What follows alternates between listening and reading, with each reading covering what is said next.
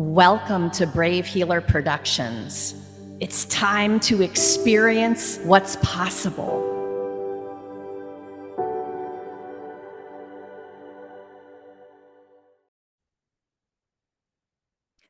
So, what if there's something you haven't learned yet that could change everything? Welcome, everyone. I'm Laura DeFranco, the CEO of Brave Healer Productions, where we are helping the world experience what's possible. And here today to help me with that mission is Mr. David McLeod. Thank you for being here, David. What's happening? Hello, Laura. It's great to be here. I always enjoy spending time with you. Thank you for inviting me. I was excited for this. You guys, all right, listen up. David McLeod is a certified master life coach and international #1 best-selling author who supports people in creating their best possible lives.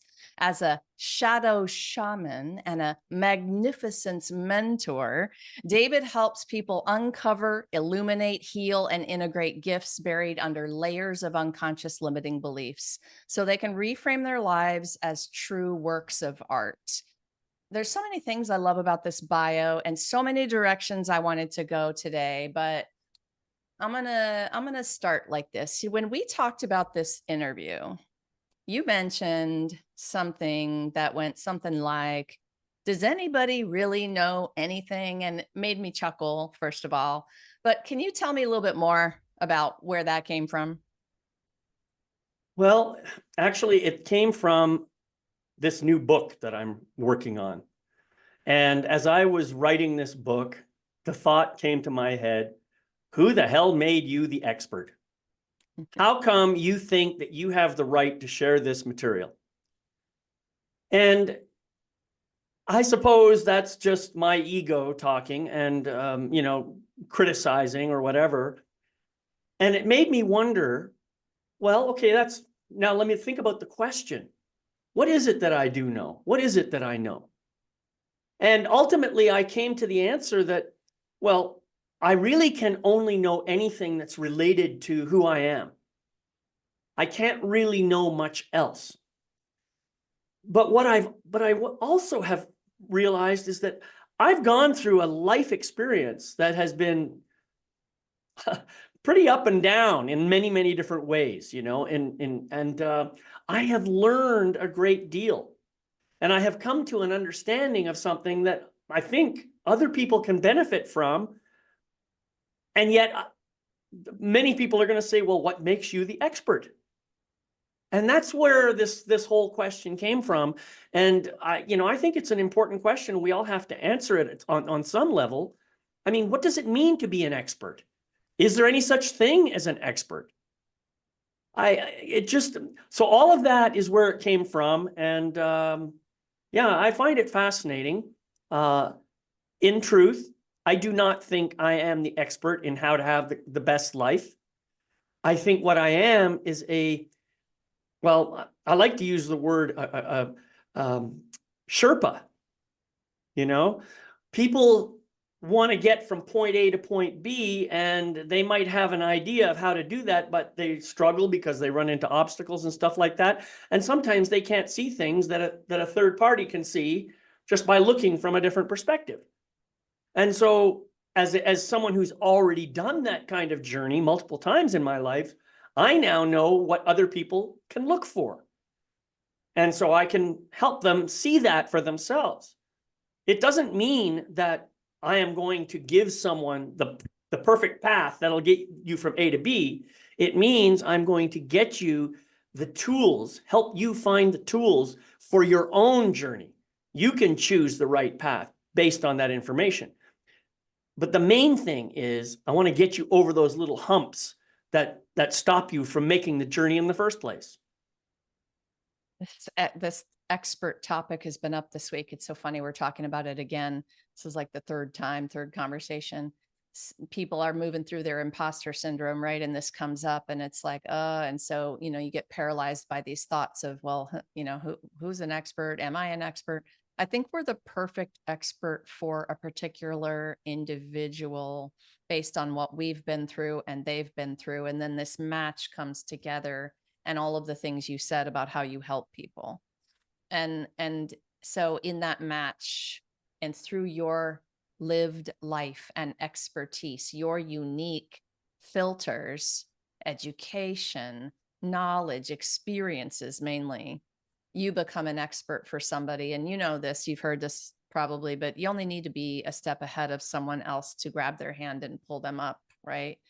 So I love those ideas too. But you know, to all my brave healers out there, claim your expertise, claim your experience, your lived life, right?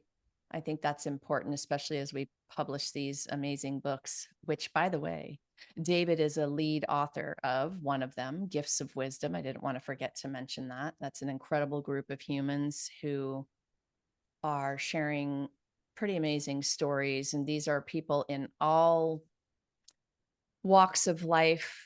How would you describe your group? A little older than average? You know, when I first started putting that book together, I had framed it as elder wisdom. And it did attract a certain number of people, but I also had some younger folks, you know, maybe in their mid 40s or whatever, who were feeling that energy of the inner elder, and they wanted to participate.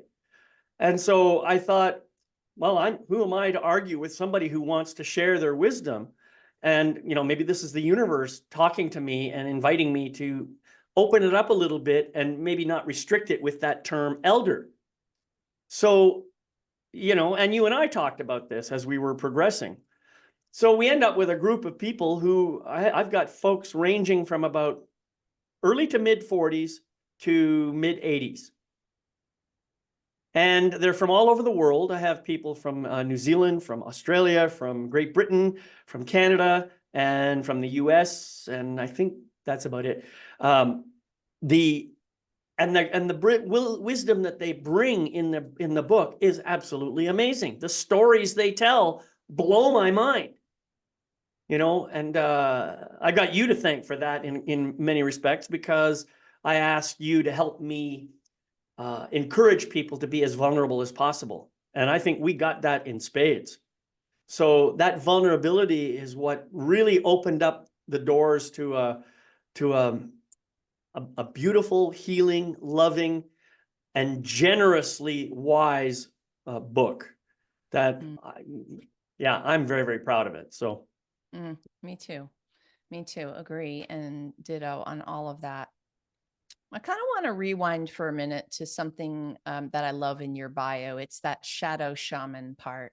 Mm-hmm. And it's, you know, kind of who you are, and it weaves through some of the different stories in other books that you've written chapters in, and your book as well.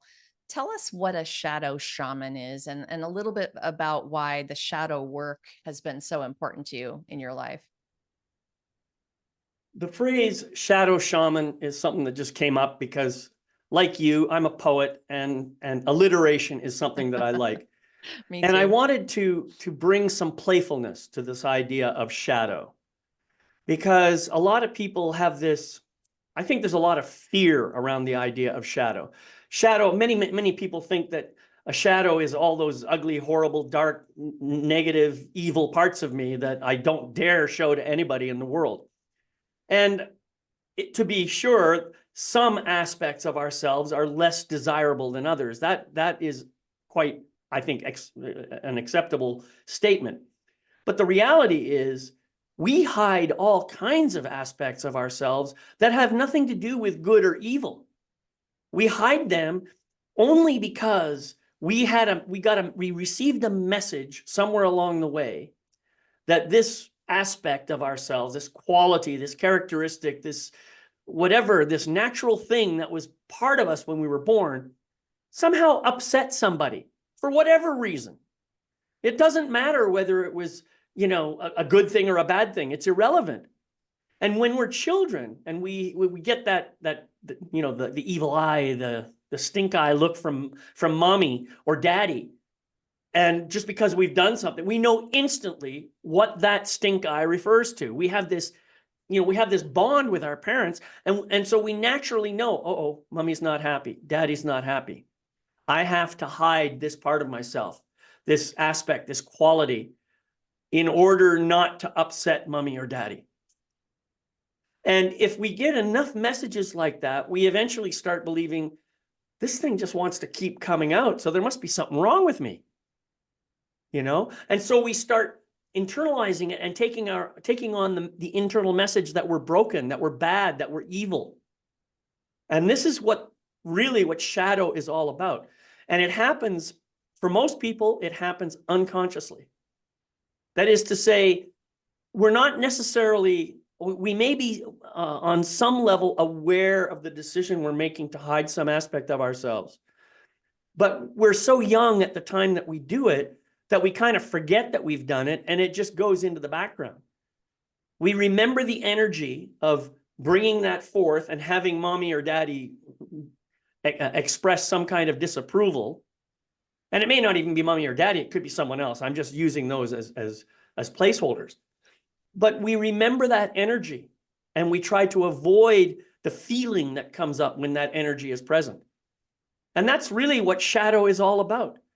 Sure, Carl Jung did a lot of study on it, and he had his own definition of it and everything. But really, if you want to boil it down to a single point, I think a shadow is the expressed behavior of some unconscious limiting belief.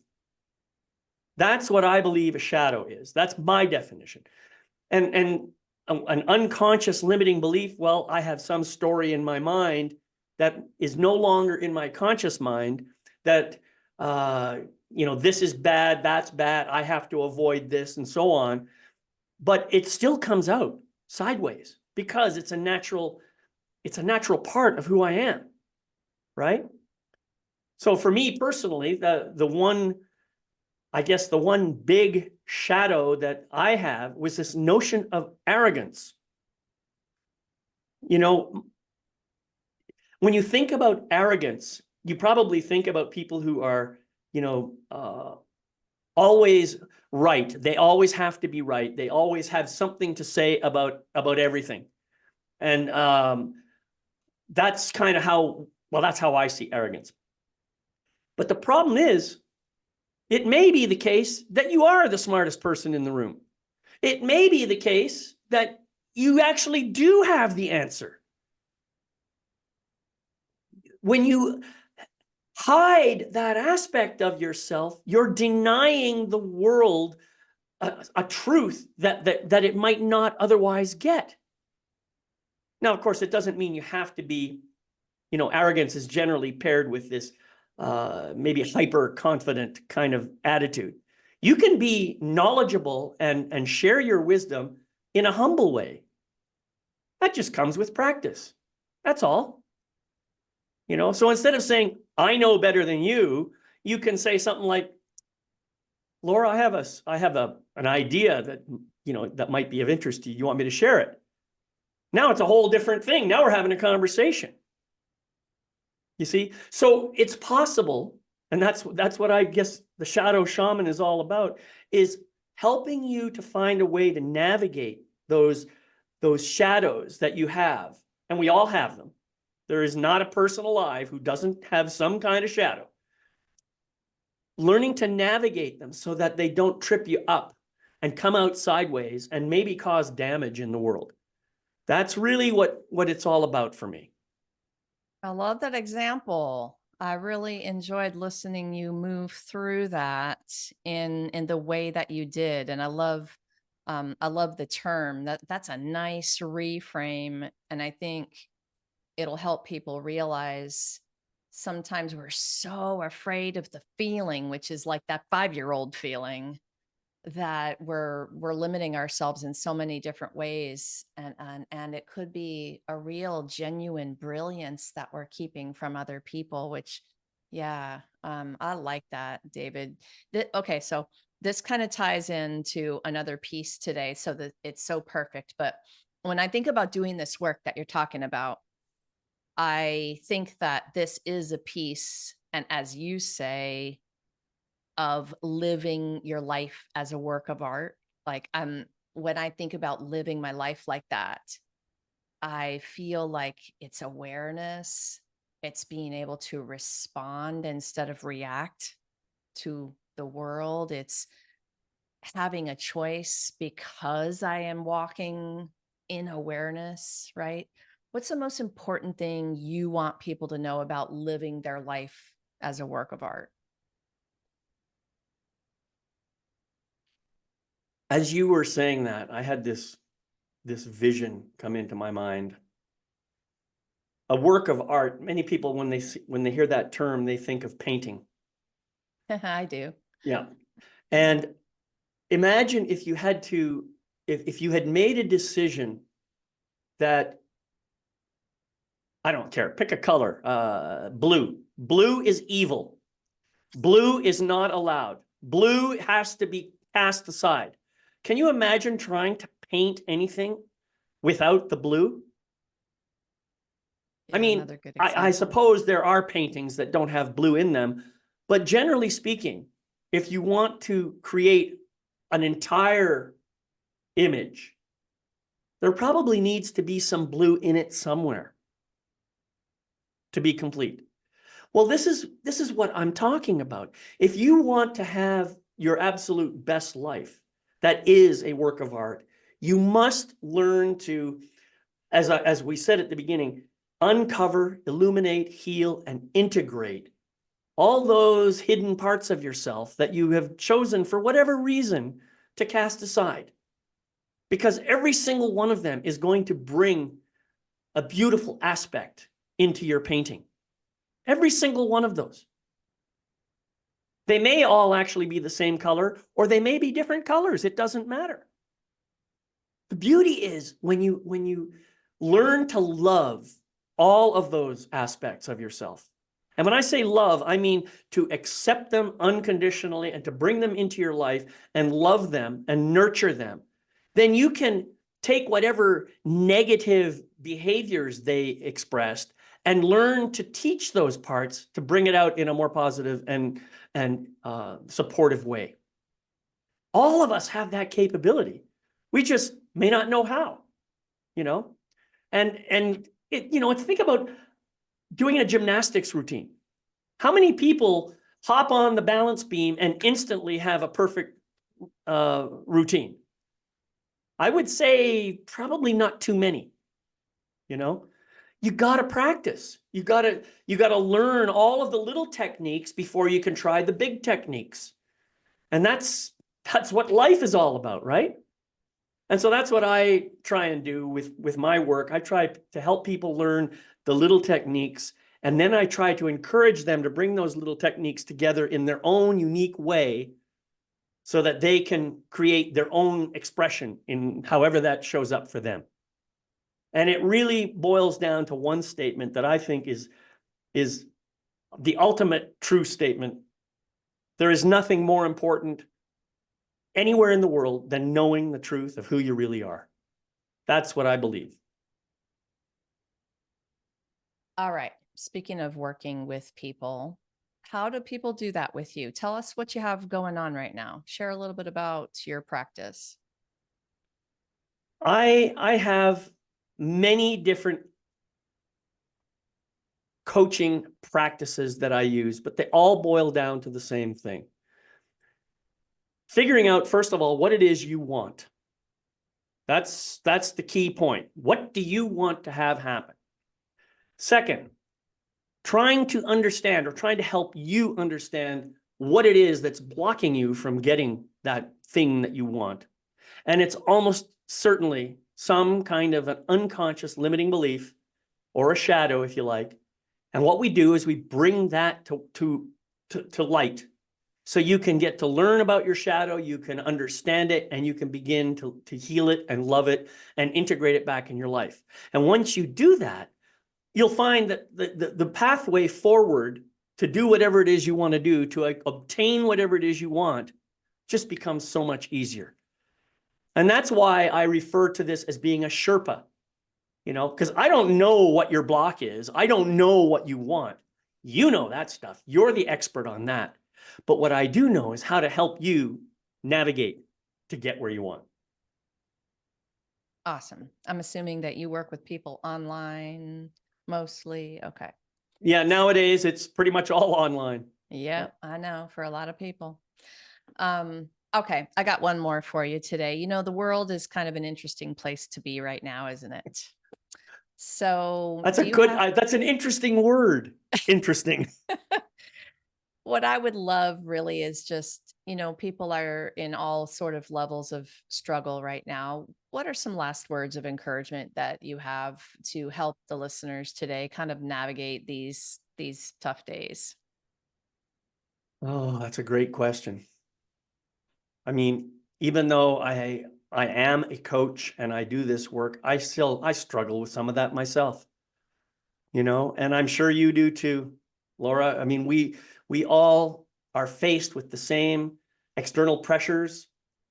What I do now a lot, and I just did an episode on my soul empowerment program about this. You know, we talked about simple tools for inner peace. I did a full video on it. You can find that on my YouTube channel at Your Life Mastery Coach. But for me personally, what I like to do is I like to just sit and meditate with a candle in front of me. I take a bunch of deep breaths. I say Om a lot, which helps to keep me relaxed, keeps me grounded. And the more I do that, the more I feel connected to that truth of who I really am. It's just a practice that I do. And there are many, many such practices that people can do. But there is a way for you to be totally relaxed and totally at peace in your life, no matter what's going on around you. I love that advice. It is a powerful energy shifter, your practice. Simple and powerful. These are my favorite. They're my favorite tools ever. David, thank you so much for what you do in the world and for being here today to share it with everyone. Thank you, Laura. It's been my pleasure. I always enjoy spending time with you, as I said. You guys, the Brave Healer community is a generous, safe space for our listeners. If something resonated today, you've got a question, need support, come on down to the notes. David's hooked up there with his website. He's there to answer those questions, carry on the conversation, go explore all the things that he is up to. We've got the link, yourlifemasterycoach.com. Check it out. Explore all of the tools and resources and offerings. And of course, if you're ready to become a published author, you know where I am, right? We probably have an expert book collaboration that would be perfect for you. So come on over, visit me at bravehealer.com. Lastly, today, everyone, remember, your words will change the world when you're brave enough to share them. So it is time to be brave. See you next time. Thanks, David. Bye.